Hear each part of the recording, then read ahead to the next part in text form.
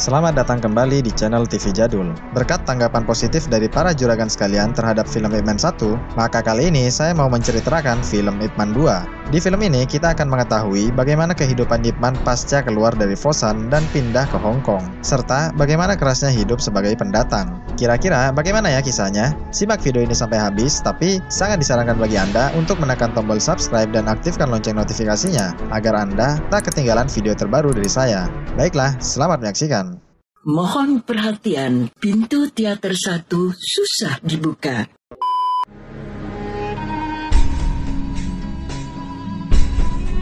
Film diawali dari cuplikan kilas balik Ip Man 1.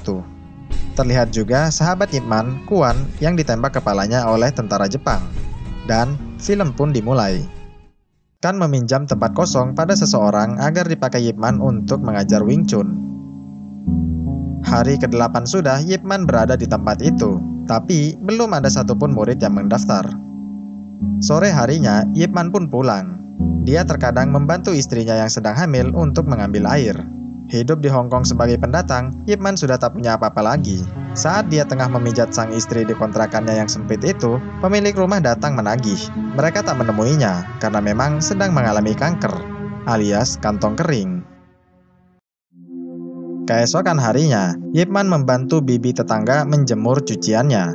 Di waktu yang bersamaan, datanglah pemuda bertopi sambil memanggangi poster Wing Chun.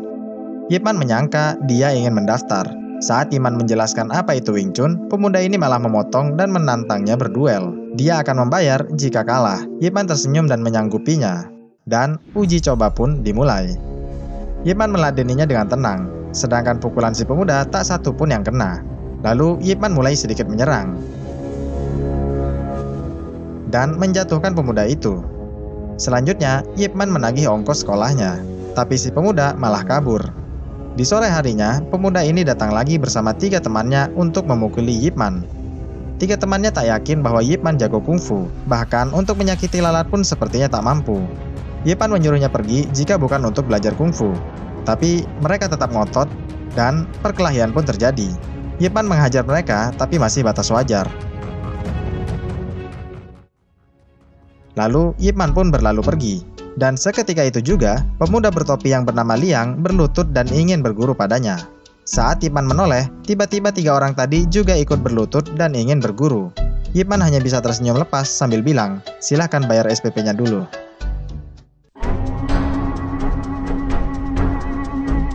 Keesokan harinya, Ip Man menjelaskan Wing Chun dan melatih murid-muridnya. Hari demi hari, muridnya pun makin bertambah.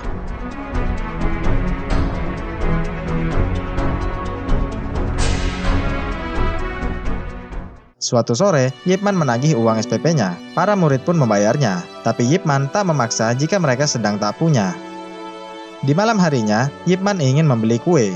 Tiba-tiba, Ip Man dikagetkan dengan suara orang-orang yang sedang mengejar maling bebek goreng. Merasa tak asing, Ip Man pun bersedia membayarnya. Si maling kabur, lalu anaknya mengantarkan Ip Man ke tempatnya. Ip Man tak percaya melihat sahabatnya, Kuan, sang pemilik pabrik kapas, menjadi gila. Saat Ip Man mendekat, kegilaan Kuan kambuh. Ip Man syok dan menangis. Ip Man menyalahkan dirinya sendiri.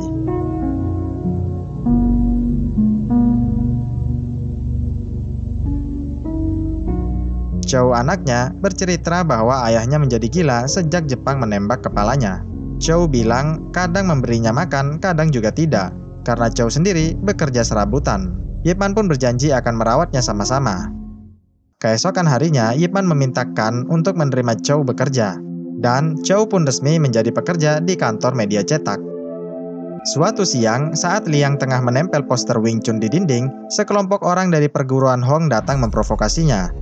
Liang pun menerima tantangan berduel dari mereka. Awalnya, pertarungan ini terjadi 1 lawan 1. Tapi saat Liang menaklukkannya, 3 orang teman lainnya langsung mengeroyok Liang. Di tempat latihan, Ip Man kedatangan sekelompok orang. Mereka meminta Ip Man ke pasar ikan membawa uang tebusan untuk Liang, karena Liang telah memukuli saudara mereka. Setibanya Ip Man di pasar ikan, mereka melepaskan Liang. Dengan tangan terikat, Liang menjelaskan semuanya pada Ip Man. Lalu si kupluk meminta uang tebusannya, tapi Ip Man menolaknya. Walhasil, pengeroyokan pun terjadi. Dengan tenangnya, Yip Man menangani serangan-serangan itu. Kemudian, orang-orang ini mulai menyerang dengan senjata tajam. Yip Man kemudian mengambil palet kayu sebagai tamengnya. Hingga akhirnya Yip Man berhasil merebut 2 golok. Dikepung banyak orang, Yip Man membalik goloknya dan mencari jalan kabur. Yip Man menyandera 1 orang, melepasnya lalu kabur. Tiba-tiba saja dari arah berlawanan datang segerombolan orang membawa bambu. Ternyata itu Jin. Jin mempersilahkan Yip Man pergi. Yip Man pun memberikan goloknya dan segera pergi. Namun, Yip Man kembali dihadang, kali ini oleh gerombolan gurunya si Kupluk, yaitu Guru Hong. Yip Man memperkenalkan diri dan menjelaskan apa yang sebenarnya terjadi. Guru Hong marah karena perguruan Yip Man belum ada izinnya. Guru Hong bilang Yip Man harus menerima tantangan dulu dari semua guru kungfu sebelum membuka perguruan. Setelah itu, Guru Hong dan kawannya menemui polisi Hong Kong dan memberikan uang penjualan tiket tinju. Guru Hong meminta bagiannya, tapi polisi bule ini malah mengusirnya. Di malam harinya, sang istri menyarankan Yip Man untuk menyerah saja jadi guru kungfunya. Sang istri tak mau merasa khawatir lagi, tapi Yip Man tetap bersikeras dan menenangkan hati istrinya. Keesokan paginya, para guru kungfu berkumpul. Di sana ada meja bundar di tengah sebagai panggung pertarungannya. Tak lama kemudian Yip Man datang. Guru Hong pun memperkenalkannya kepada para guru lainnya. Guru Hong juga bilang bahwa Yip Man tak boleh keluar dari meja sebelum dupanya habis, karena kalau tidak, maka dianggap kalah. Yip Man pun naik ke atas meja dan memperkenalkan diri serta aliran kungfunya. Lalu, naiklah seorang guru kungfu dengan gaya belalang sembahnya. Yip Man bisa mengcover semua serangannya. Hingga akhirnya Yip Man menendangnya jatuh keluar meja. Kemudian naiklah guru yang kedua. Yip Man masih bisa menjaga dirinya tak terpukul. Hingga pada akhirnya Yip Man menguncinya dan si guru pun menyerah. Akhirnya Guru Hong pun naik. Mereka langsung pukul-pukulan, sebelum akhirnya memberi salam pembuka.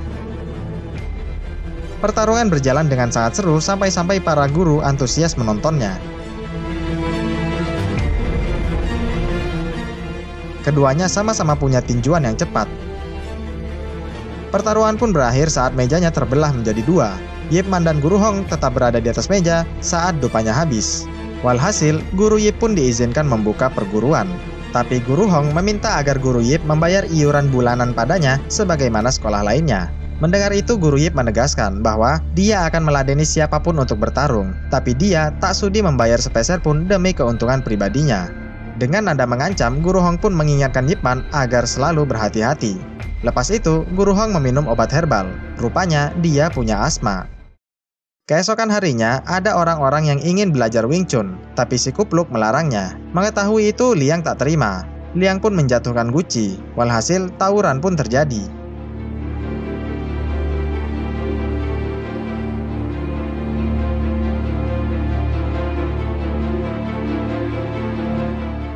Di sore harinya, melalui Kan, sang pemilik ingin Yip Man mengosongkan lagi tempat ini. Gara-gara kejadian tawuran itu, Yip Man pun memakluminya. Yip Man lalu mendatangi Guru Hong di rumahnya dan memprotes aksi murid-muridnya tadi. Guru Hong beralasan adanya sekolah kungfu di Hong Kong itu berkat jasanya, yang dekat dengan pihak asing. Lalu Guru Hong menantang Yip Man berkelahi lagi. Saat sedang asik-asiknya, tiba-tiba saja anak Guru Hong lewat. Beruntung, Yip Man keburu menggendongnya. Lalu, anak-anak Guru Hong dan istrinya yang produktif itu mengajak Guru Hong makan malam. Guru Hong dan Yip Man saling tatap-tatapan. Yip Man memberi anaknya, lalu permisi pulang. Keesokan paginya, saat Yip Man tengah mengajar, Guru Hong datang. Dia mengundang Yip Man untuk menonton tinju barat. Yip Man menerimanya, lalu Guru Hong berlalu pergi. Sejak saat ini, mereka sudah resmi berteman. Kemudian, Guru Hong pergi ke arena tinju. Dia meminta agar polisi bule ini membayar anak buahnya yang sudah bekerja menyiapkan arena ini. Tapi, si bule marah besar dan mengancam menutup pasar ikannya juga. Lalu, Bob meminta agar Guru Hong memakluminya, karena kalau tidak, dia akan menutup pasar ikan dan orang-orangnya terancam tak dapat pekerjaan lagi.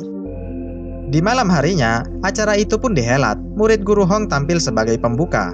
Guru Hong bilang pada Yip Man agar menyiapkan murid-muridnya untuk tampil di atas panggung juga. Lalu, sang petinju, Twister, hadir juga di acara pembukaan itu. Melihat para penampil, Twister menganggap bahwa tinju Cina sama seperti tarian belaka. Lalu, Twister pun naik ke atas panggung untuk memprovokasi mereka. Twister menghajar mereka semua, dan bilang bahwa tinju Cina tak ada apa-apanya. Sontak, para guru pun tak terima. Ring tinju menjadi ricuh. Guru Hong dan Guru Yip naik ke atas panggung untuk melerai.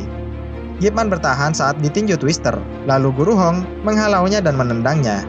Guru Hong marah dan menuntut Twister untuk meminta maaf. Tapi Twister tak sudi, dia baru mau minta maaf jika Guru Hong bisa mengalahkannya. Guru Hong pun menyanggupinya. Guru Hong mampu menyerang dan bertahan dengan sangat baik. Penonton pun kegirangan. Dan ronde 1 pun selesai. Yip Man mengkhawatirkan Guru Hong dan menyarankannya agar mengincar lengannya saja. Meski tak mudah, tapi Guru Hong menyetujuinya. Di babak kedua, ada banyak pukulan Guru Hong yang masuk. Tapi satu pukulan Twister ternyata langsung menumbangkan Guru Hong. Guru Hong bangkit lagi. Setelah Guru Hong membanting Twister, dia terlihat sesak napas. Sang murid menyadari kambuhnya asma Guru Hong. Saat istirahat, Yip Man meminta Guru Hong tak melanjutkannya. Guru Hong bilang dia akan diam jika dia saja yang dihina. Tapi kalau kungfu Cina yang dihina, maka dia tak akan diam saja. Di ronde kedua, banyak pukulan Twister yang masuk. Saat Yip Man ingin melambaikan kain putih tanda menyerah, Guru Hong menahannya. Guru Hong bangkit dan melanjutkannya.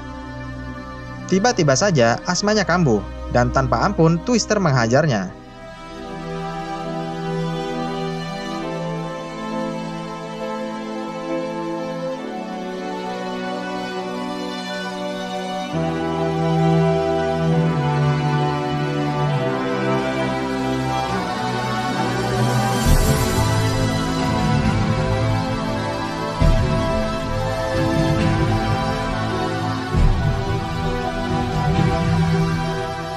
Guru Yip pun menghadiri upacara pemakaman Guru Hong dan memberikan penghormatan terakhirnya.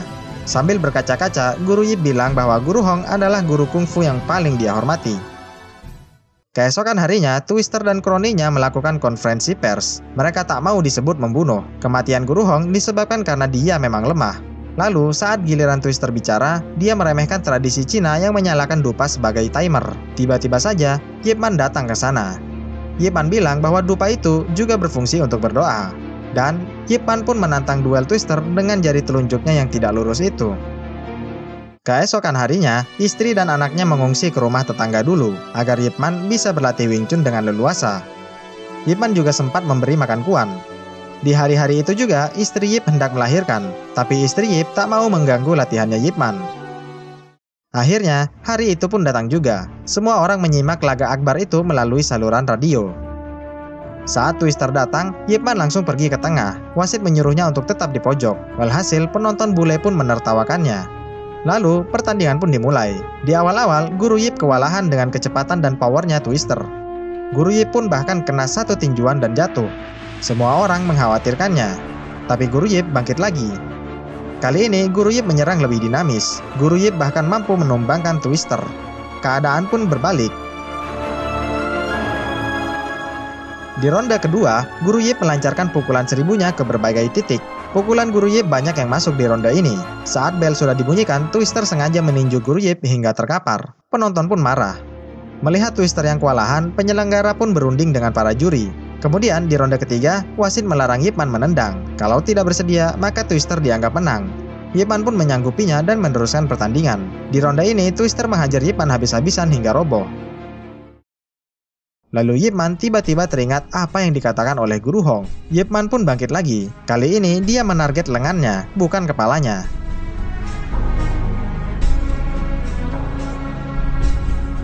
Yip Man pun menghajar wajah Twister sampai babak belur. Wasit menghitungnya sampai 10, diikuti oleh para pemirsa. Resmi dinyatakan kalah, para penonton pun masing-masing berselebrasi.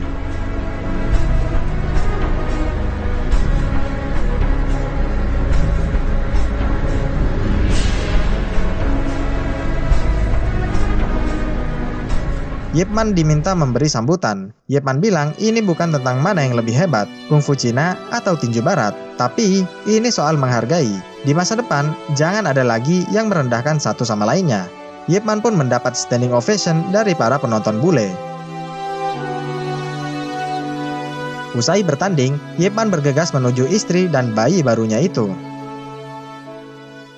Film diakhiri dengan adegan Yip Man kedatangan bocah cilik yang ingin berlatih Wing Chun. Yip Man tersenyum dan bertanya siapa namanya. Bocah ini menjawab, "Namaku Bruce Lee." Guru Yip pun memintanya kembali lagi saat sudah dewasa nanti. Ya begitulah kisah baru Yip Man di Hong Kong. Terima kasih telah menonton video ini sampai akhir dan sampai jumpa di video berikutnya ya. Bye!